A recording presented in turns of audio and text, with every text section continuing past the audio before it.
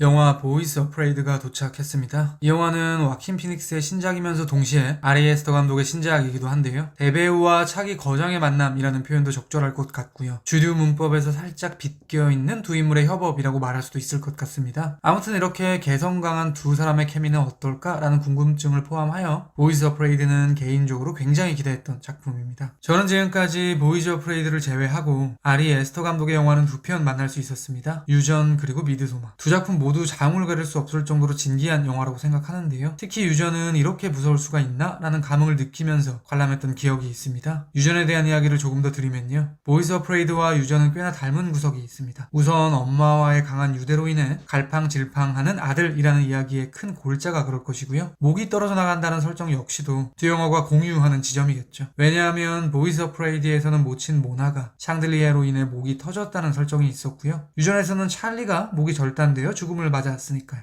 그러니까 저에게 보이즈 어프레이드는 유전의 찰리가 엄마가 되어 생기는 이야기로 보이기도 하는 것이죠. 결론부터 말씀드리겠습니다. 저는 보이즈 어프레이드 좋았습니다. 이 작품을 보고 나면 많은 다른 영화들이 떠오르는데요. 아파트 열쇠를 분실을 했다는 설정에서는 빌리 와일더의 고전 걸작 아파트 열쇠를 빌려드립니다가 생각나기도 했고요. 개인적인 감흥일지는 모르겠는데요. 왠지 조던 필의 근작 노비 연상되기도 하더라고요. 아마도 두 영화 모두 호러 장르를 대표하는 감독이 만든 세 번째 장편이라는 지점에서 그럴 것입니다. 한 발 더 밀고 나가 그들의 세 번째 작품은 공통적으로 앞선 두 편에 비해 대중들에게서는 다소 멀어졌지만 미학적 측면에서는 유려해졌다는 지점이 그럴 것입니다. 왜냐하면 겟아웃과 어스에 비해서는 노비, 유전과 미드소마에 비해서는 보이즈 어프레이드가 밀도감이 확실히 배가 되었다는 느낌을 주기 때문입니다. 아무튼 그러면 이제 본격적으로 영화의 내적인 이야기로 들어가겠습니다. 저에게 보이즈 어프레이드가 다루는 중요한 키워드 중 하나는 엄마, 모계로 보이는데요. 영화 초반 상담 중인 보에게 아버지의 기린이 집으로 오라는 엄마 모나의 전화가 걸려오죠. 그런데 여러 사건이 발생해 그는 결국 집으로 출발하지 못하게 됩니다. 그럼에도 불구하고 마침내 보는 집에 도착하죠. 그를 추동하게 하는 가장 큰 동력은 아마도 엄마의 사망 소식일 것입니다. 그러니까 이렇게 말할 수 있을 것 같습니다. 보이즈 어프레이드는 아빠의 죽음보다 엄마의 죽음이 더욱 강력한 인력을 발휘하는 영화다 라고 말이죠. 그에 대한 보다 구체적인 이야기를 비롯하여 모순의 디스토피아, 페인트, 물 상징, 윤회, 제목의 중의적 의미, 세큐리티를 경유한 엄마의 사업 해석, 유전병, 연극, 애니메이션 등장 이유, 그리고 마지막으로 창작자의 기독교에 대한 냉소적 시선에 대한 이야기까지 보이즈 어프레이드 끝장 리뷰 지금 시작합니다. Is that the type of girl you're attracted to? I am so sorry for what your daddy passed down to you. But I wanted a child.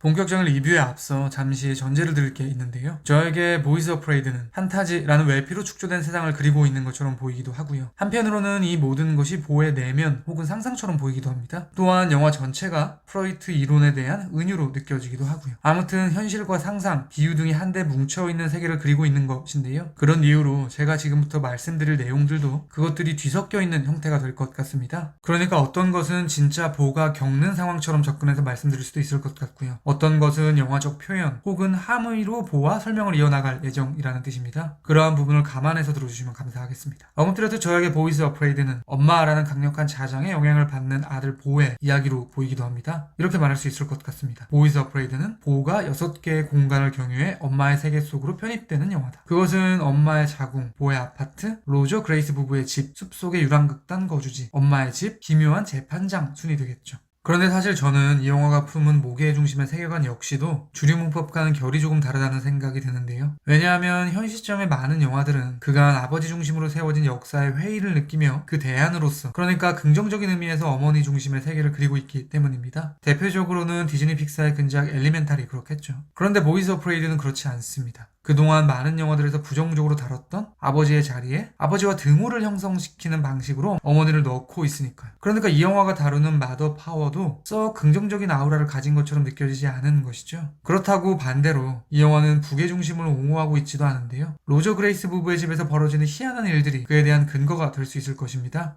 이 집은 사실상 남아선호 사상으로 점철되어 있습니다. 부부는 전쟁 중 유명을 달리한 아들을 그리워하며 꼭 식전 기도를 올리고요. 심지어 아들의 방도 그대로 보존된 상태로 두고 있죠. 한 발 더 밀고 나가 전쟁의 트라우마로 미치광이가 된 아들의 전우 지브스를 치료의 명목으로 집에 데리고 있는데요. 저에게는 아들의 그림자가 어려있는 인물을 소유하려는 부부의 비틀린 집착처럼 보이기도 하더라고요.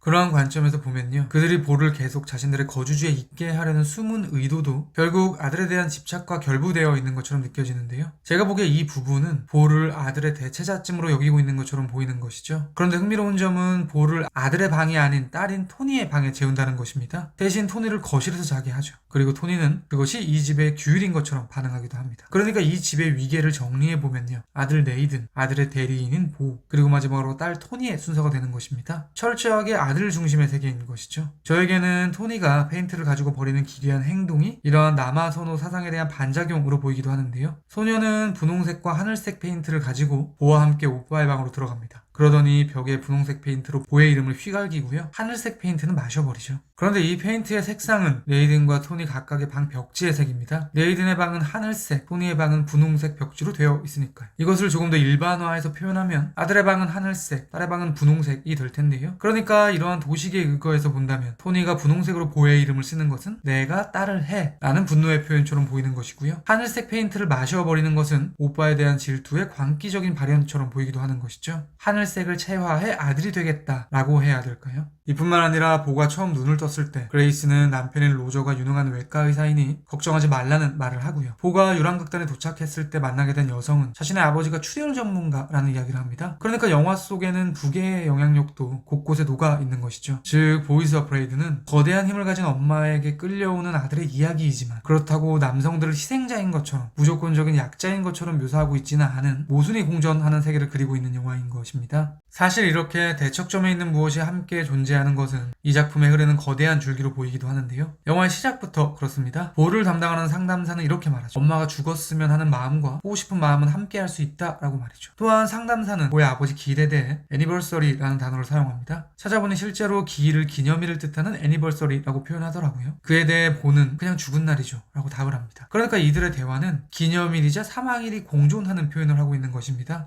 병원에서 나와 집으로 돌아오는 풍광 속에서도 이런 모순의 세계관은 지속되는데요. 어린 소년이 총을 만지고 있다든지, 자살하려는 사람을 웃으면서 폰에 담고 있다든지 등등 역설적인 상황이 판을 치고 있는 것이죠. 그런데 이러한 영화 속 세상은 디스토피아의 얼굴을 하고 있지만 사실상 우리가 지금 살아가는 세상의 모습을 띠고 있습니다. 그러니까 창작자가 지금의 세상을 어떻게 보고 있는가에 대한 추측을 해볼 수 있겠죠. 보가 집에서 틀어놓은 TV 속 프로그램들도 모순의 세상에 대한 예가 될 수 있을 텐데요. 뉴스에서는 나체로 사람들을 무참히 찌르는 한 남성에 대한 보도가 나옵니다. 그런데 그 직후에 붙은 광고는 안전한 면도기에 대한 것이었습니다. 그러니까 사람을 찌르는 칼과 면도를 가능하게 하는 칼이 동시에 TV에 나오게 되는 것이죠. 칼의 모순이라고 말할 수도 있겠죠. 사실 이렇게 모순을 경유한 보이즈 어프레이드의 세계는 전작 미드소마에서 묘사되던 세계와도 공명하고 있는데요. 왜냐하면 미드소마에서 펼쳐지는 축제는 보통 사람들의 눈에는 집단 살해육이겠지만 그 집단의 입장에서 그들의 행동은 일종의 제의이자 마땅히 해야만 하는 것으로 표현되고 있기 때문입니다. 그러니까 아리 에스터의 세계는 원리가 없는 것이 원리인 세계인 것입니다. 이렇게 부계와 모계가 모두 힘을 발휘하고 있음에도 불구하고 어쨌든 보라는 인물에게 가장 지배적인 영향력을 과시하는 사람은 바로 엄마 모나일 텐데요. 영화에서 그것은 물과 엄마의 사업이라는 키워드로 표현되고 있기도 합니다. 챕터 1의 마지막으로 그에 대한 이야기를 드리도록 하겠습니다. 영화에서 물은 반복적으로 나오는 소재입니다. 결론부터 말씀드리겠습니다. 저에게 물은 모계의 세계에 대한 비유로 보입니다. 영화의 오프닝에는 출생 직전 뱃속 태아의 시점 쇼트처럼 보이는 장면들이 이어지는데요. 이 시퀀스와 물을 연결시켜 보면요, 즉각적으로 양수가 떠오르는 것이죠. 그렇다면 양수는 엄마의 자궁이라는 공간에서 볼을 보호해주는 무엇이라고 말할 수도 있겠죠. 그러니까 다소 도식적으로 말하면 저에게 보이스 어프레이드에서 공간, 물, 엄마는 동의어로 보이는 것입니다. 그렇게 보면 영화 속 불가해한 부분들이 조금 해소되는 것을 알 수 있는데요. 그에 대한 예시를 쭉 나열식으로 말씀드리겠습니다. 엄마의 집에 갈지 말지 고민하는 보에게 상담사는 이렇게 말합니다. 우물을 마셨는데 배탈이 났다면 그 우물을 다시 마실 수 있는가? 라고 말이죠. 말하자면 제가 보기에 이 순간 엄마의 집은 한 번 배탈이 난 우물로 비유되고 있는 것처럼 보이는 것입니다. 갈급을 해소해주지만 뭔가 찝찝한 곳이라고 해야 될까요? 사실 상담사의 사무실도 엄마 모나의 영향력이 어려있는 곳입니다. 후에 밝혀지듯 상담사는 모나에게 고용되어 보에 대해 일일이 보고하는 인물이었으니까요. 그런데 이 공간에 들어가기 직전 보는 어항 속 물고기에게 사료를 주고 있었습니다. 그러니까 모계의 공간과 물의 이미지가 어우러져 있는 것이죠. 또한 이곳에서 새로 처방해준 알약이 물이 없이 마시면 위험하다는 묘한 설정도 역시 물이 주는 어떤 힘에 대한 표현일 텐데요. 이뿐만 아니라 어릴 적 엄마가 자신에게 억지로 목욕을 시키려고 한다든지 다락방에 가두는 플래시백이라든지 등등 엄마와 갈등을 빚는 상황들에서도 지속적으로 물의 이미지가 반복되고 있습니다.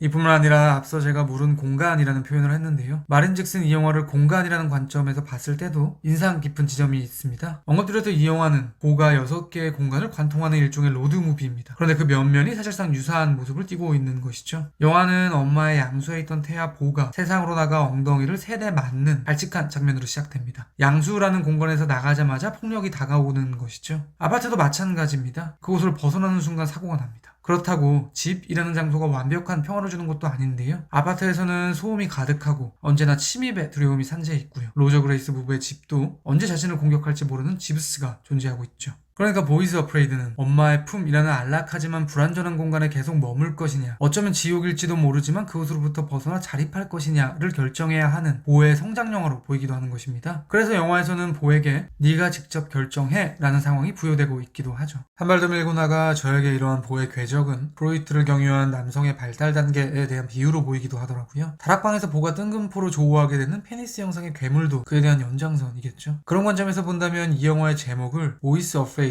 즉 소년들의 두려움으로 변주해도 재밌을 것 같은데요. 영화의 끝자락 재판을 받는 곳에서 문득 영화의 오프닝 병원 시퀀스의 소리가 들려옵니다. 그러니까 보가 도착하는 장소는 양수가 가득한 엄마의 자궁에 대한 비유로 보이기도 하는 것이죠. 그런 관점에서 본다면 깊은 물 위에서 모터가 막 터질락말락 달그락거리고 있는 것은 출생이 임박한 상태쯤으로 여길 수도 있겠죠. 즉 보이즈 어프레이드는 출생으로 시작해 다시 출생하기 직전의 순간으로 돌아가는 남성의 삶을 그리는 영화인 것입니다. 말인즉슨 시작과 끝을 연결시켜 무한히 반복되는 모든 소년들의 삶을 은유하는 영화인 것이죠. 언급드렸던 영화에는 이렇게 물 이외에도 모계의 영향력으로 표현되는 소재가 하나 더 있는데요. 바로 CCTV. 정확하진 않은데요. 보의 모친 모나는 사업으로 대성한 것으로 묘사되고 있고요. 그 사업은 사람들에게 안전을 가져다주는 것으로 표현되고 있습니다. CCTV, 녹취 시스템 등이 그녀가 다루는 사업 아이템들 중 하나로 나타나고 있죠. 영화에서 이 두 소재는 엄청난 능력을 발휘합니다. 심지어 전능하기까지 하죠. 예를 들어 그레이스의 집에서 그레이스는 보에게 귓속말로 TV의 78번을 틀라고 말합니다. 틀어보니 거실에 설치된 CCTV 화면이 나오는데요. 리모컨을 조정하면 과거와 미래를 볼 수 있는 초월적인 영상이 펼쳐집니다. 그레이스는 사실상 비유적 의미에서 보의 엄마라고 볼 수 있을 테니 이것은 모계의 영향력에 대한 표현이라고 볼 수 있겠죠.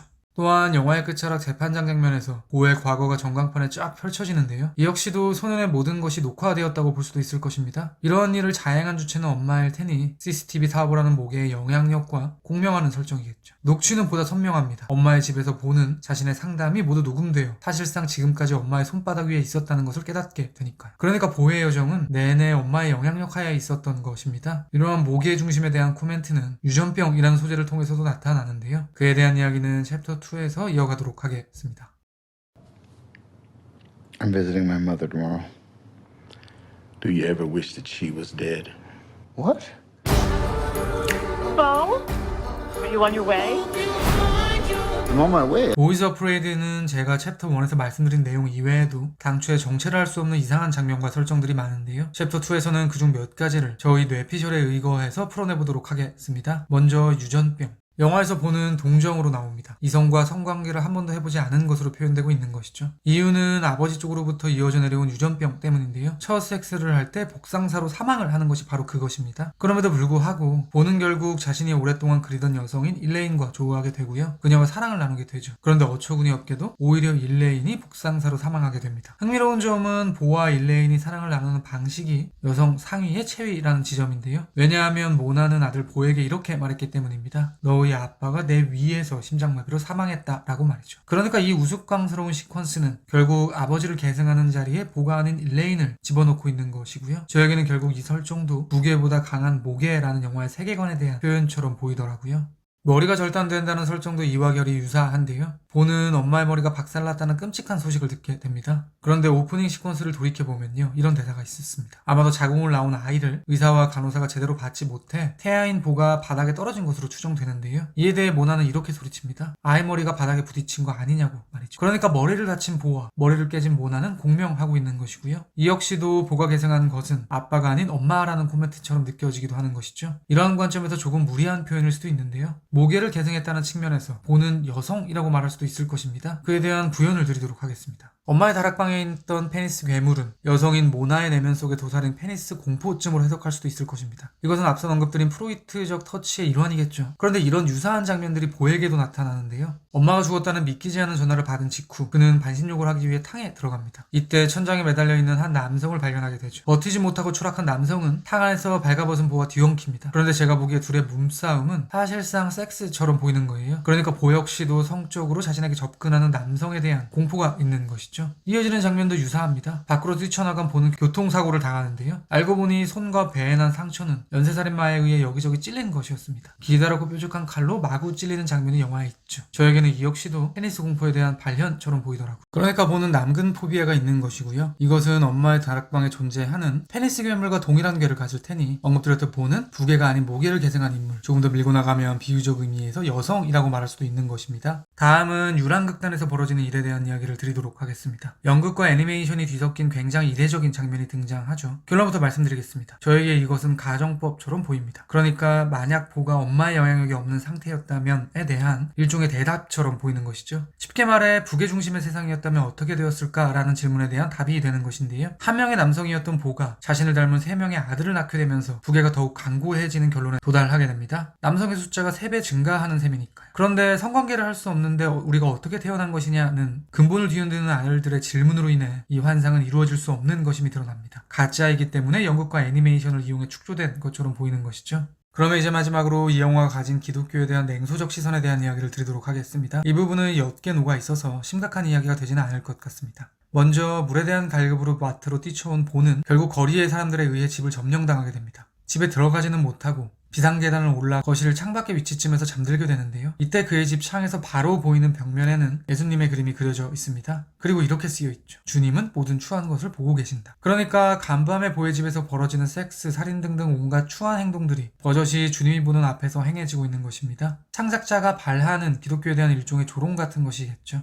또한 앞서 인용했듯 보는 차에 치인 후에 거리의 살인자에 의해 왼쪽 손바닥을 마구 찔리는데요. 저에게 이것은 십자가에 못 박힌 예수님을 떠올리게 하더라고요. 예수님이 십자가에 못 박히신 뒤에 부활했듯이 부부의 집에서 눈을 띄게 된 보 역시 사실상 부활이라고 볼 수도 있겠죠. 그런 관점에서 본다면 예수님은 부활 후 인류를 구원하셨는데 반해 보는 부활 후 더욱 지옥에 가까운 경험을 하게 되는 것이니 기독교에 대한 배반적 세계관에 대한 연장으로 볼 수도 있는 것입니다.